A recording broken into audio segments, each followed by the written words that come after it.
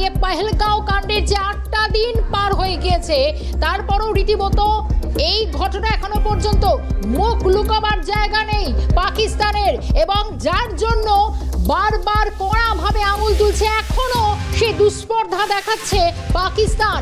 ভারতের দিকে বারবার দায় ঠেলার চেষ্টা করছে এবং সেই দুস্পর্ধা দেখিয়ে যাচ্ছে একের পর এক সংঘর্ষ বিরতি চুক্তি লঙ্ঘন করছে। একবারে বেপরোয়া বদমেজাজি পাকিস্তান রীতিমতো কিন্তু তাদের সীমা লঙ্ঘন করছে, যদিও একেবারে কড়া জবাব দিচ্ছে ভারত। এবং এখানেই দাঁড়িয়ে আমরা দেখেছিলাম যে শুধু তাই নয়, সারা দেশ গোটা দেশ ফুসছে কবে জোরালো প্রত্যাঘাত হানা হবে, পেহেলগাঁও হামলার একটা বদলা নেওয়া যাবে বারবার। শুধু তাই নয়, 2019-এর পুলওয়ামা হামলার পরও গোটা মানুষ অন্তত প্রশ্ন তুলেছিল, দেশের মানুষ এইভাবে বারবার দিনের পর দিন প্রতি বছর নানাভাবে একাধিকবার পাকিস্তান ছলে বলে কৌশলে নানা রকম ভাবে যেখানে ভারতের ওপর আঘাত এনেছে। যতবার ভারত বন্ধুত্বের সহযোগিতাপূর্ণ হাত বাড়িয়ে দিয়েছে, ততবার পাকিস্তান ঠিক উল্টো পথে হেঁটেছে, কিন্তু তারপরও ভারত সেই সমঝোতা রাস্তা থেকে সরেনি। কিন্তু এবার বলতে হচ্ছে এনাফ ইজ এনাফ, কারণ রীতিমতো মঙ্গলবারও দেখা গেছে একের পর এক দিল্লিতে উচ্চ পর্যায়ে ক্যাবিনেট স্তরে বৈঠক হয়েছে, আজও হয়েছে। গতকাল প্রধানমন্ত্রী নরেন্দ্র মোদী রীতিমতো একেবারে কড়াভাবে সেনাবাহিনীকে পূর্ণ স্বাধীনতা দিয়েছে, সবটা স্বাধীনতা দিয়েছে। অন্তত এবার যে কোনো কড়া প্রত্যাঘাতের পথে ভারত হাঁটবে, কিন্তু প্রশ্ন হচ্ছে কখন কিভাবে সেই জোরালো প্রত্যাঘাত হানবে ভারত, তারই অপেক্ষায় রয়েছে গোটা দেশ। এখান থেকে প্রশ্ন উঠছে, পাকিস্তান দরুদরু বুকে থরথর হরহরিকম্প অবস্থা হয়ে দাঁড়িয়েছে, কিন্তু বিষয় হচ্ছে বারবার আন্তর্জাতিক মঞ্চে যেভাবে পাকিস্তান কোণঠাসা অবস্থায় রয়েছে, আরে ভাই এবার তো থামো না, পাকিস্তান থামার লক্ষণই নেই। এবং বারবার দেখা যাচ্ছে যে ভয় পেয়ে, রীতিমতো ভয় পেয়ে একের পর এক দেশকে, মিত্র শক্তি দেশগুলোকে কাছে টানার চেষ্টা করছে। লাভ হচ্ছে না, কারণ রীতিমতো দেখা যাচ্ছে আন্তর্জাতিক মঞ্চে ক্রমশ কোণঠাসা হয়ে পড়ছে পাকিস্তান। রীতিমতো তারা তুর্কি থেকে সাহায্য চেয়েছে, বাংলাদেশ তো রয়েছে, তাদেরও মগজ ধোলাই যে পদ্ধতিতে অন্তত করে আসার চেষ্টা করেছে, মনে করছে যে এই মুহূর্তে দাঁড়িয়ে পাকিস্তানের পাশে পাবে। কিন্তু প্রশ্ন হচ্ছে, এখানেও গতকাল আমরা দেখেছিলাম যেভাবে অন্তত একের পর এক বৈঠক হয়েছে এবং পাক সেনা প্রধানের খোঁজ নেই, বাংকারে আশ্রয় নিয়েছিলেন পাক সেনা প্রধান। পাক প্রধানমন্ত্রী শাহবাজ শরীফ সেনা হাসপাতালে ভর্তি রয়েছে, কি হয়েছে তার জানে না কেউ, কিন্তু শারীরিক অসুস্থতার জন্য রীতিমতো তাকে হাসপাতালেও ভর্তি করতে হয়েছে। তাহলে ভারতের অন্তত প্রত্যাঘাতের ভয়ে যেভাবে পাকিস্তানের এই অবস্থা হয়েছে, তাতেও অনেকগুলো জোরালো প্রশ্ন উঠছে। এবার বলবো ভারতের প্রত্যাঘাতের পথে আসি, কোন পথে প্রত্যাঘাত তা তো সময় আরেকটু অপেক্ষা করতে হবে, কিন্তু যে কোনো সময় যেভাবে আর এই প্রত্যাঘাত কোন পথে হবে সেটা ঠিক করার জন্যই একের পর এক পরপর 4টে বৈঠক হয়েছে, দিল্লিতে 4টে বৈঠক হয়েছে বলে আপাততভাবে জানা যাচ্ছে। এবং আপনাদের জানাবো 2019-এর পুলওয়ামা হামলার পর শেষবার একটা বৈঠক হয়েছিল ক্যাবিনেট স্তরে, তারপর অন্তত আর সেই ক্যাবিনেট বৈঠক হয়নি। এবং জাতীয় নিরাপত্তার স্বার্থে এই ক্যাবিনেট বৈঠক যে কতটা ভাইটাল গুরুত্বপূর্ণ, আরেকটু আপডেট জানবো মূলত কি পথ বেছে নিচ্ছে। কারণ গতকালই যখন প্রধানমন্ত্রী নরেন্দ্র মোদী একেবারে সেনাকে 3 বাহিনীকে পূর্ণ স্বাধীনতা দেওয়া হয়েছে প্রধানমন্ত্রীর তরফে, আর একটু ডিটেল জানবো। ইন্দ্রাণী রয়েছেন আমাদের সঙ্গে। ইন্দ্রাণী, আপডেট। দেখো, আজকে ইতিমধ্যে কিন্তু প্রধানমন্ত্রীর সভাপতিত্বে 4টি গুরুত্বপূর্ণ বৈঠক হয়ে গিয়েছে নয়াদিল্লিতে। এবং প্রথম বৈঠকটা ছিল সিসিএস ক্যাবিনেট কমিটি অন সিকিউরিটির বৈঠক, দ্বিতীয় বৈঠকটা ছিল CCPA cabinet committee on political affairs, এবং এটাকে কিন্তু সুপার ক্যাবিনেটও বলা হয়, সুপার ক্যাবিনেট কমিটির বৈঠক হয়েছে। এরপর হয়েছে সিসিইএ অর্থাৎ cabinet committee of economic affairs, এর একটি বৈঠক হয়েছে, এবং সর্বশেষে ইউনিয়ন ক্যাবিনেটের বৈঠক। এবং এই 4টি বৈঠকেই কিন্তু ছিলেন প্রধানমন্ত্রী নরেন্দ্র মোদী, এবং তিনি এই 4টি বৈঠকে সভাপতিত্ব করেছেন, প্রত্যেকের সাথে আলাদা করে কথা বলেছেন। ইউনিয়ন ক্যাবিনেটের যে বৈঠক হয়েছে সেখানে প্রধানমন্ত্রী নরেন্দ্র মোদী পেহেলগাঁও হামলার পর এখনো পর্যন্ত সরকার কি কি পদক্ষেপ নিয়েছে সেই সম্বন্ধে যেমন বিস্তারিত বিবরণ দিয়েছেন, এবং তারপরে এবং ভবিষ্যতে কি হতে চলেছে সেই সম্বন্ধেও একটা দিক নির্দেশ করেছেন বলেই আমরা সূত্রের মাধ্যমে জানতে পারছি। তবে তোমাকে জানিয়ে রাখবো 3টের সময় একটি প্রেস কনফারেন্স আছে, এবং সেখান থেকে কিন্তু এই বৈঠকে নেওয়া সিদ্ধান্তগুলি পরিষ্কার হবে। আরো কিছুটা সময় অপেক্ষা করতে হবে। ইন্দ্রাণী, এই মুহূর্তে তোমায় ধন্যবাদ জানাবো। এবং অবশ্যই অনেকগুলো প্রশ্ন উঠছে, যেটা বলছিলাম যে মঙ্গলবারও নিরাপত্তা বিষয়ে একটি গুরুত্বপূর্ণ বৈঠক হয়, কিন্তু বিষয় হচ্ছে যে গোটা দেশ যেভাবে পেহেলগাঁও হামলার একটা জোরালো, শুধু দেশ কেন গোটা বিশ্বের বিভিন্ন প্রান্তে প্যারিস থেকে শুরু করে বিভিন্ন জায়গায় যারা প্রবাসী ভারতীয় রয়েছেন তারাও প্রতিবাদ জানাচ্ছেন এই হামলা বর্বরচিত তো রয়েছে। এই আখ্যা যেমন তারা দিচ্ছেন, তারা বলছেন যে অনেক হয়েছে, এবার পাকিস্তানকে পাকিস্তানের মতন করে একটা জবাব দেওয়ার জায়গা তৈরি হতে হবে। শুধু তাই নয়, অন্তত সব রাজনৈতিক দলগুলো তারা এক ছাদের তলায় এসে তারা প্রধানমন্ত্রীর পাশে রয়েছে, কেন্দ্রের পাশে রয়েছে। কবে হবে জবাব, এটাও এখন একটা প্রশ্ন। তবে অপেক্ষা আর কিছু সময়, হয়তো আমরা গোটা বিষয় নিয়ে পর্যালোচনা করবো। এই মুহূর্তে দুপুর 2টা নিউজ রুমে আমাদের সঙ্গে রয়েছেন আন্তর্জাতিক সম্পর্ক উন্নয়ন বিশেষজ্ঞ দেবাশিস নন্দী। দেবাশিস বাবু, আজ আরও একবার স্বাগত জানাচ্ছি, শুভ অক্ষয় তৃতীয়ার শুভেচ্ছা জানাবো। এবং অবশ্যই গোটা দেশ যেরকম জানতে চাইছে যে প্রত্যাঘাত কখন, কিভাবে এবং কোথায়। অর্থাৎ 3 বাহিনীকে গতকালই প্রধানমন্ত্রী একেবারে পূর্ণ স্বাধীনতা দিয়েছে, কিন্তু বিষয় হচ্ছে পাকিস্তান পিছু হটবার নয়। রীতিমতো পুলওয়ামা হামলার পরে একের পর এক বৈঠক হয়েছে, আজকের এই পর 4টি স্তরের উচ্চ পর্যায়ের বৈঠক। তাহলে কি একেবারে সেই দোরগোড়ায় এসে পৌঁছেছি, যখন প্রত্যাঘাত একেবারে সময়ের অপেক্ষা? কি মনে করছেন? হ্যাঁ, গতকাল প্রধানমন্ত্রী নরেন্দ্র মোদীর যে ঘোষণা, অর্থাৎ সামরিক বাহিনীকে প্রস্তুত থাকতে বলেছেন এবং তারা প্রয়োজন অনুযায়ী তাদেরকে সিদ্ধান্ত নিতে বলেছেন। এটা পরিষ্কার যে ভারত সরকারও চায় যে এবার পাকিস্তানকে শিক্ষা দিতে হবে। যেহেতু পাকিস্তান সবসময় অতর্কিত আক্রমণ করার পরে তারপরে প্রধানমন্ত্রী নির্দেশিকা, স্বরাষ্ট্রমন্ত্রী নির্দেশিকা বা ডিফেন্স মিনিস্ট্রির নির্দেশিকা যাওয়া অনেকটা সময় লাগে। তাই জন্য আগেই নির্দেশিকা দিয়ে রেখেছে ঘটনার গুরুত্ব বিবেচনা করে। দুদিকে গুরুত্ব, একটা হচ্ছে সাধারণ মানুষের প্রত্যাশা, অর্থাৎ পাকিস্তানের বিরুদ্ধে কড়া পদক্ষেপ নিক ভারত। দ্বিতীয়ত হচ্ছে যে পাকিস্তান যেভাবে তৎপর হয়ে তার যে মিত্র রাষ্ট্রগুলো রয়েছে, তুরস্ক সমেত বাংলাদেশ দেশগুলোর কাছ থেকে সাহায্য চাইছে, অর্থাৎ পাকিস্তানও কিন্তু স্ট্র্যাটেজি নিচ্ছে কিভাবে যুদ্ধ করবে। তো এই পরিস্থিতিতে কবে যুদ্ধ হবে এটা বলা মুশকিল। তবে এটা ঠিক, ভারত হয়তো নিজে থেকে প্রথম আঘাত করবে না, ওয়েট করছে পাকিস্তান কি ভুলটা করে, কি হয়তো কোনো সময় বা ভারতের উপর আক্রমণ করছে পার্সিয়াল বা ফুল প্লেজে। তার জন্য ভারত প্রস্তুত, যাতে করে তাকে রিটালিয়েট করবে ভারত, অর্থাৎ যাতে করে পাকিস্তান আন্তর্জাতিক দুনিয়ার সিম্পেথিটা না পায় এবং ভারতকে কাঠগড়ায় দাঁড়াতে না পারে। দ্বিতীয়ত হচ্ছে পাকিস্তান এই মুহূর্তে যদি দেখি পাকিস্তান ঘোষণাটা করলো, এবং এই ঘোষণা যতটা না রাজনৈতিক ততটা কিন্তু মিলিটারি নয়, সামরিক নয়। কারণ হচ্ছে রাজনৈতিক ব্যক্তিবর্গরা ভারতকে হুঁশিয়ারি দিয়েছে, তারা বিলাবল ভুট্টো থেকে শুরু করে পাকিস্তানের এক রেলমন্ত্রী এবং পাকিস্তানের কিছু ডিপ্লোম্যাট, তারা হুঁশিয়ারি দিচ্ছে ভারতকে। কিন্তু পাকিস্তানের সামরিক বাহিনী কিন্তু সেই অর্থে হুঁশিয়ারি দিচ্ছে না, কারণ তারা জানে তারা কোন পজিশনে আছে। এবং আমরা জানি বিগত 2 দিন ধরে পাকিস্তানের সেনা প্রধান জেনারেল মুনির, তিনি হচ্ছে নিখোঁজ, তিনি কোথায় আছে নিরুদ্দেশ কেউ জানেন না, এবং সেই দেশের প্রধানমন্ত্রীও সেনা হসপিটালে ভর্তি। সুতরাং কোথাও একটা তাদেরও নার্ভের একটা সমস্যা হচ্ছে, অর্থাৎ তারা তো জনগণের আবেগে চাপকে সামনে রেখে তারা ভারতকে হুঁশিয়ারি দিল, আদৌ তারা যুদ্ধের জন্য প্রস্তুত কিনা। অর্থাৎ এই যুদ্ধ যদি সত্যি হয় তাহলে কিন্তু এই যুদ্ধের পরিণতি হবে মারাত্মক, কারণ ভারত কিন্তু এবার কোনো পার্সিয়াল ওয়ার বা আংশিক যুদ্ধে যাবে না, পূর্ণাঙ্গ যুদ্ধে যাবে। দেবাশিস বাবু, একটু সঙ্গে থাকা অনুরোধ করছি। বিষয় হচ্ছে সেনাবাহিনীকে পূর্ণ স্বাধীনতা যখন দিয়েছেন প্রধানমন্ত্রী, অন্যদিকে পেহেলগাঁও ইস্যুতে গতকালই দিল্লিতে একের পর এক বৈঠক হয়, আজ সকালেও বৈঠক হয়, কিন্তু বিষয় হচ্ছে আরও আছে ইসলামাবাদ তাকিয়ে রয়েছে নয়াদিল্লির দিকে। বিষয় হচ্ছে নয়াদিল্লির গতিবিধির ওপর একেবারে পাই টু পাই খবর রাখছে পাকিস্তান, এবং ইসলামাবাদেও গতকাল একটি বৈঠক হয়, এবং যেখানে আপনাদের জানাবো তথ্যমন্ত্রী আতাতুল্লাহ আতারার তিনি এক্সপোস্টে একটা দাবি করেছেন, ভয়ঙ্কর সেই দাবিটা কি? অর্থাৎ এই দাবি তিনি বলছেন 24 থেকে 36 ঘন্টার মধ্যে সামরিক হামলার পরিকল্পনা ভারতের। আবারও রিপিট করছি, 24 থেকে 36 ঘন্টার মধ্যে সামরিক হামলার পরিকল্পনা ভারতের। শুধু তাই নয়, রাষ্ট্রসংঘের হস্তক্ষেপ চাইছে ইসলামাবাদ। প্রশ্ন উঠছে কেন? অবশ্যই বিশ্লেষণে আমি আসবো, কিন্তু এই আতাউল্লাহ তারার এক্সপোস্টে যে দাবি করেছেন, আগে বক্তব্যটা শোনাই। Pakistan has credible intelligence that India intends carrying out military action against Pakistan in the next 24 to 36 hours on the pretext of baseless and concocted allegations of involvement in the Pahalgam incident.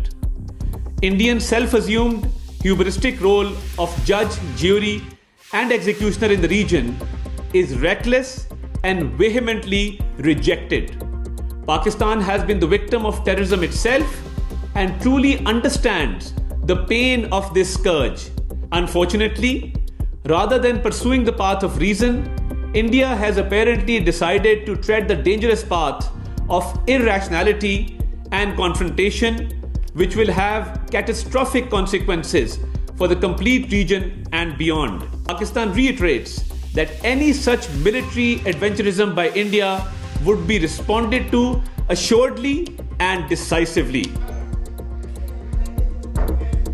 আমি এটাকে কি বলবো ঠিক বুঝতে পারছি না, কারণ রীতিমতো দাঁড়িয়ে একদিকে রাষ্ট্রসংঘের হস্তক্ষেপ চাইছে ইসলামাবাদ, আবার পর মুহূর্তে আতাতুল্লাহ তারার তিনি বলছেন যে 24 থেকে 36 ঘন্টা যাই হোক একটা সময় বেঁধে দিয়েছেন, তার মধ্যে ভারত নাকি সামরিক হামলা পরিকল্পনা করতে পারে। আমি আলোচনার জন্য যাব, দেবাশিস বাবু রয়েছেন আমাদের সঙ্গে। দেবাশিস বাবু, একটা বিষয় মানে একই সঙ্গে যে কোনো দিকে তীর ছোড়ার চেষ্টা করছে পাকিস্তান, যেটা বরাবর করে এসছে। বিষয় হচ্ছে একদিকে রাষ্ট্রসংঘের মদত চাইছে পাকিস্তান, অন্যদিকে ভারত এই সময়ের মধ্যে হামলা চালাতে পারে, মানে একেবারে ভয়ে হাঁটু কাঁপছে পাকিস্তানের। পাকিস্তান বুঝতে পেরেছে কত বড় ভুল করে ফেলেছে, অর্থাৎ সে এখন চাপে রয়েছে অভ্যন্তরীণ জনগণের চাপ, আন্তর্জাতিক জনমতের চাপ, অর্থাৎ সন্ত্রাসবাদী কার্যকলাপ ঘটানোর জন্য। দ্বিতীয়ত হচ্ছে তাদের সামর্থ্য, ক্যাপাসিটি, অর্থাৎ ক্যাপাসিটি যা সেই তুলনায় এই মুহূর্তে যুদ্ধে যাওয়াটা পাকিস্তানের পক্ষে দূরদর্শিত হবে না, কারণ এটা আশা করা যাচ্ছে যে যদি যুদ্ধ হয় পাকিস্তান এক সপ্তাহ টানতে পারবে না। সুতরাং এই অবস্থায় পাকিস্তান আবার আরেকটি পথ খোলা রেখেছে সিম্পেথি আদায় করার জন্য, সম্মিলিত জাতিপুঞ্জের মাধ্যমে একটা সিম্পেথি আদায় করার চেষ্টা করছে, যাতে করে সিন্ধুর জল যে বিষয়টি, অর্থাৎ ইন্ডাস ওয়াটার ট্রিটি, সেখানে ভারত জল বন্ধ করার হুমকি দিয়েছে, অর্থাৎ এই ইস্যুটাকে নিয়ে হিউম্যান সিকিউরিটি বা মানবিক নিরাপত্তা এবং হিউম্যানিটেরিয়ান গ্রাউন্ড থেকে পাকিস্তান ভারতকে চাপে রাখার চেষ্টা করবে। এবং পাকিস্তান এটাও চাইছে তার যে মিত্র রাষ্ট্রগুলো রয়েছে তাকে অ্যাপিল করা তাদেরকে, যাতে করে তারা অবিলম্বে সামরিক সাহায্য পাঠায়, যাতে করে ভারতের বিরুদ্ধে যুদ্ধ করার আগে তারা প্রস্তুতি নিতে পারে।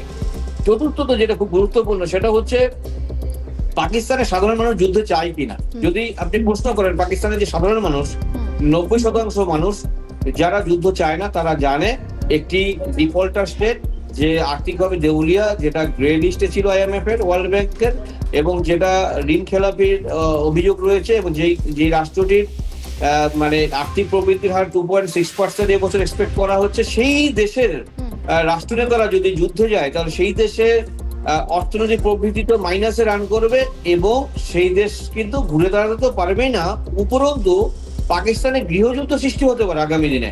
সুতরাং এই অবস্থায় পাকিস্তান রাষ্ট্রপ্রধানরা কিংবা পাকিস্তানের মানে রাজনৈতিক ব্যক্তিবর্গ তো রাজনৈতিক মানে পজিশনকে অটুট রাখার জন্য তারা হুমকি দিচ্ছে, কিন্তু বাস্তব পরিস্থিতি কিন্তু অন্য। সুতরাং সামরিক বাহিনী পাকিস্তানের, তারা জানে তাদের অবস্থানটা কোথায়, তারা কিন্তু যথেষ্ট সন্দিহান আদৌ যুদ্ধ করা যাবে কিনা, তার জন্য তারা বলছেন যে ভারতের এত ঘন্টার মধ্যে যুদ্ধ করতে পারে, এইভাবে হাইপ সৃষ্টি করছে। সুতরাং এই পাকিস্তানের একটা যে কনফিউজড হয়ে গিয়েছে এই অবস্থায়, সেটা পরিষ্কার। দেবাশিস বাবু, এখান থেকে একটা বিষয় খুব জানতে ইচ্ছে করছে, আপনি খুব গুরুত্বপূর্ণ দু একটা লাইন বলেন, আমি সেখান থেকে একটা লাইন নিচ্ছি। আপনি বলছেন যে পাকিস্তান কনফিউজড, কিন্তু আমি যদি একটু ঘুরিয়ে বিচার করার চেষ্টা করি, একটু উত্তরটা আপনার থেকেই নেব। সেটা হচ্ছে যে একটার পর একটা খুব বাস্তব ছবি, যে পাকিস্তানে গত কয়েক বছর ধরে অন্তত ছবিটা একবারে দুর্দশার। চাল ডাল কেনার ক্ষমতা অনেক সময় থাকছে না, কিন্তু আবার গৃহযুদ্ধের একটা আশঙ্কার জায়গা তৈরি হচ্ছে, সঙ্গেই এই ধরনের একটা পরিস্থিতি যেখানে একবারে হামলার ভয় তো পাচ্ছে, অর্থাৎ প্রত্যাঘাত কি হবে আমরা সময় বলবে।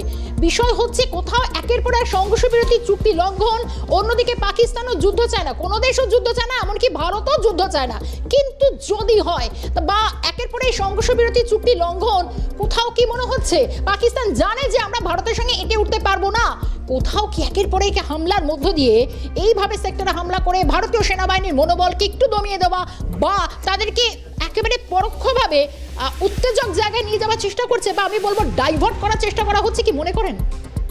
হ্যাঁ, পাকিস্তানের রণনীতিতে তিনটে জিনিস খুব মানে গুরুত্বপূর্ণ। একটা হচ্ছে সামরিক ভাবে ভারতকে আক্রমণ করা, যেটা করেছে, আবার পরাজিত হয়েছে বারবার। দ্বিতীয়ত হচ্ছে এই যে জঙ্গিদের কে দিয়ে ভারতের নিরাপত্তা বিঘ্নিত করা, সীমান্ত অতিক্রান্ত সন্ত্রাসবাদ, যেটাকে আমরা ক্রস বর্ডার টেরোরিজম বলি। তৃতীয়ত হচ্ছে যে একটা সাইকোলজিক্যাল প্রেশার ক্রিয়েট করা ভারতের, যে ভারত সবসময় যাতে সীমানায় আতঙ্কে থাকে বা সবসময় নিরাপত্তা বাহিনীকে ডেপ্লয় করে, যে পাকিস্তান ভীতি, অর্থাৎ ফিয়ার সাইকোসিস।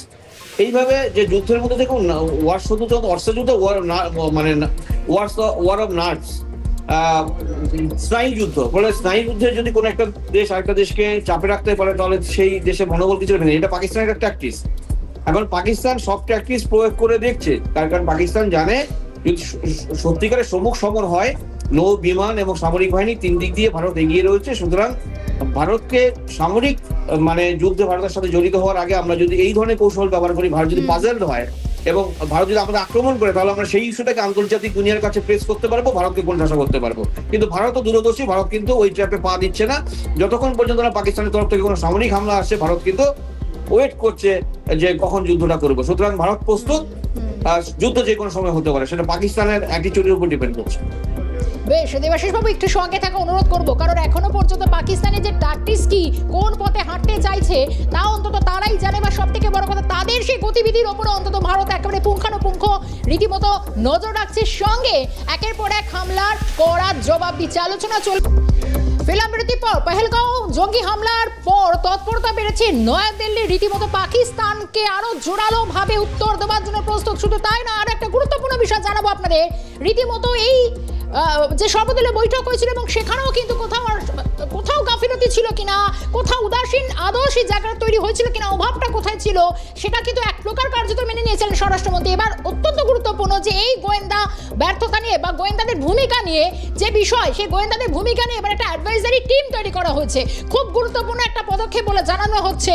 গোয়েন্দাদের ব্যর্থতা নিয়ে সরব একটি বড় অংশ, এবার গোয়েন্দা তথ্য আদান প্রদানে বড় সিদ্ধান্ত নেওয়া হয়েছে। ঢেলে সাজানো হচ্ছে ডেপুটি অ্যাডভাইজারি বোর্ডকে। কি বলা হচ্ছে? বোর্ডের চেয়ারম্যান প্রাক্তন প্রধান Alok Joshi, national security advisory বোর্ডের চেয়ারম্যান প্রাক্তন এয়ার মার্শাল PM সিনহা, প্রাক্তন army commander lieutenant general AK Singh সহ 7 জনের একটা নতুন এই অ্যাডভাইজারি কমিটি তৈরি করা হয়েছে। খুব গুরুত্বপূর্ণ, কারণ অনেকেই প্রশ্ন তুলেছেন বিভিন্ন তত্ত্বাবিজ্ঞ মহল যে অন্তত এই হামলার সময় কেন কোনো নিরাপত্তা ছিল না, বা সেই খবর কেন ছিল না জম্মু কাশ্মীর পুলিশ প্রশাসনের কাছে বা গোয়েন্দাদের কাছে। খুব গুরুত্বপূর্ণ।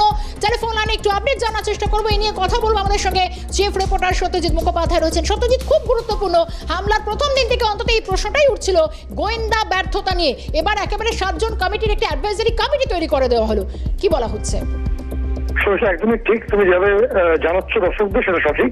কারণ পহেলগাঁওয়ের ক্ষেত্রে গোয়েন্দা ব্যর্থ ছিল কিনা বা ইন্টেলিজেন্স ফেলিওর ছিল কিনা তা নিয়ে বিভিন্ন মহলে বিভিন্ন মতামত উঠে এসছে, এবং কেন্দ্রীয় সরকারের ক্ষেত্রে বড় সিদ্ধান্ত নিল। এবং এই সিদ্ধান্তের আভাস আগে থেকেই কিছুটা ছিল যে কিছুটা চেঞ্জেস আসবে, এবং সেই মোতাবেকই কেন্দ্রীয় সরকার সিদ্ধান্ত নিল। এবং গুরুত্বপূর্ণ একটা পদক্ষেপ এখানে রিভ্যাম্প করা হলো একটা ন্যাশনাল সিকিউরিটি কাউন্সিলের অধীনে যে ন্যাশনাল সিকিউরিটি বোর্ড রয়েছে, অর্থাৎ ন্যাশনাল সিকিউরিটি কাউন্সিলকে যারা অ্যাডভাইস করতে পারেন সেই বোর্ডটিকে পুনর্গঠিত করা হলো। এবং এখানে দেখা যাচ্ছে যে একদম এই ন্যাশনাল সিকিউরিটি বোর্ডের প্রধান দায়িত্ব অর্থাৎ চেয়ারম্যান করে নিয়ে আসা হলো প্রাক্তন আধিকারিক অলোক যোশীকে। একই সঙ্গে তুমি দেখবে যদি 7 জনের এই মেম্বারসদের যে বোর্ড গঠিত হয়েছে, এখানে সমস্ত অংশ থেকেই অভিজ্ঞতাকে শেয়ার করতে চাওয়া হয়েছে, যে কারণে তুমি দেখবে যেখানে যেমন প্রাক্তন এয়ার মার্শাল PM সিনহা যেমন তিনি রয়েছেন, তিনি ওয়েস্টার্ন কমান্ডের দায়িত্বে ছিলেন। একই সঙ্গে তুমি দেখবেন যে প্রাক্তন নৌ আধিকারিক মন্ত্রী খান্না তিনি রয়েছেন, এবং পুলিশের তরফে প্রাক্তন IPS কর্তা রাজীব রঞ্জন সিনহা এবং মনমোহন সিং, এই 2 দক্ষ IPS কর্তা। বিশেষ করে রাজীব রঞ্জন সিনহা প্রচুর বিগ লিড তার ক্যারিয়ারে আছে। ফলে এই পুলিশ এবং 3 বাহিনীর প্রধান এবং শীর্ষে রাখা হয়েছে প্রাক্তন আধিকারিক অলোক যোশীকে। এই অ্যাডভাইজারি বোর্ডের তরফ থেকে নতুন করে তথ্য আসবে এবং তাদের যে অভিজ্ঞতায় কাজে লাগিয়ে যে ব্যর্থতা আপনার উঠে এসেছিল সেগুলোকে হয়তো ড্যামেজ কন্ট্রোল করার চেষ্টা করা হচ্ছে বলে একটা বড় অংশ মনে করছেন। বেশ, একেবারে অনেক ধন্যবাদ সত্যজিৎ মুখোপাধ্যায় চিফ রিপোর্টার ছিলেন আমাদের সঙ্গে। একেবারে গোটা বিষয় নিয়ে সরাসরি চলে যাবো আমাদের সঙ্গে দেবাশিস বাবু অলরেডি রয়েছেন আমাদের সঙ্গে। দেবাশিস বাবু, খুব গুরুত্বপূর্ণ সত্যজিৎ যে ইনফরমেশনটা আমাদের দিল যে 7 সদস্যের একটি অ্যাডভাইজারি কমিটি তৈরি করে দেওয়া হচ্ছে, কিন্তু আমি এর সঙ্গে আরো একটা অ্যাড করবো একটা লাইন। বিষয় হচ্ছে যেভাবে একটার পর একটা হামলা, অন্তত উড়ি হামলা দেখেছি, শুধু তাই না পুলওয়ামার হামলা, এর আগে বহু যুদ্ধ হয়েছে, 2 দেশের বহু প্রাণ গেছে, বহু সেনা জওয়ানকে আমরা হারিয়েছি, কিন্তু বিষয় হচ্ছে এবারও কি হবে আমরা কেউ জানি না। কিন্তু এই সম্পর্ক যে একেবারে তলানিতে ঠেকেছে নিঃসন্দেহে বলা যায়, কিন্তু এই ক্ষতে আগামীতে কোনো প্রলেপ দেওয়া আর কি সম্ভব? সেটা বলা মুশকিল, তবে মনে হয় একটু কঠিন। কারণ আমরা দেখেছি কারগিল ওয়ারের পরে কূটনৈতিক সম্পর্ক থেকে শুরু করে অর্থনৈতিক সম্পর্ক ছিন্ন হয়ে গিয়েছিল। তারপর মেরামতি করার জন্য ক্রিকেট ম্যাচের আয়োজন করা হয়েছিল ফিরোজ শাহ কোটলা স্টেডিয়াম 2005 সালে। তারপরে থার্ড কোনো কান্ট্রিতে ক্রিকেট ম্যাচ আয়োজন করা হয়েছিল এবং দেখা যাচ্ছে যে পাকিস্তান আকাশপথ বন্ধ হয়ে গেছিল পরে টাইমিং, পাকিস্তান থেকে আমাদের কূটনীতিবিদদের ডেকে আনা হয়েছিল এবং সেটা দীর্ঘ সময়ের পরে কিছুটা নর্মাল হয়েছিল।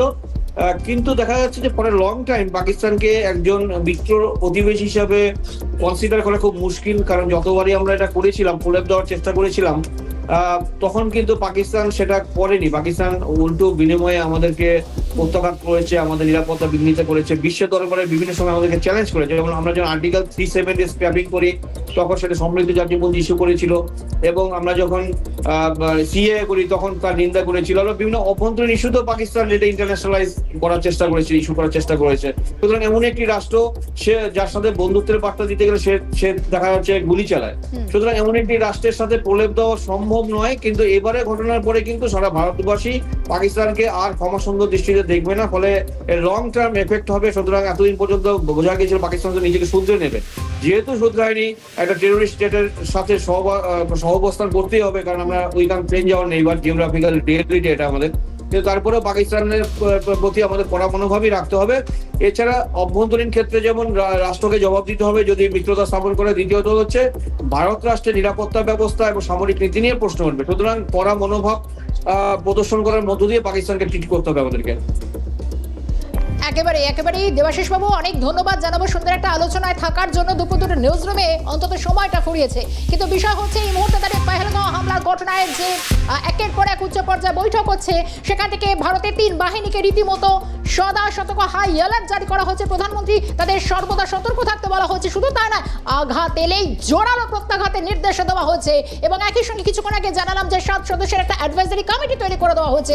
খুব গুরুত্বপূর্ণ, দেশের স্বার্থে, দেশের স্বার্থে, নিরাপত্তার স্বার্থে কোন রকম ফাঁক ফোকর রাখতে চায় না ভারত, জল মেপে এগোনোর চেষ্টা করছে।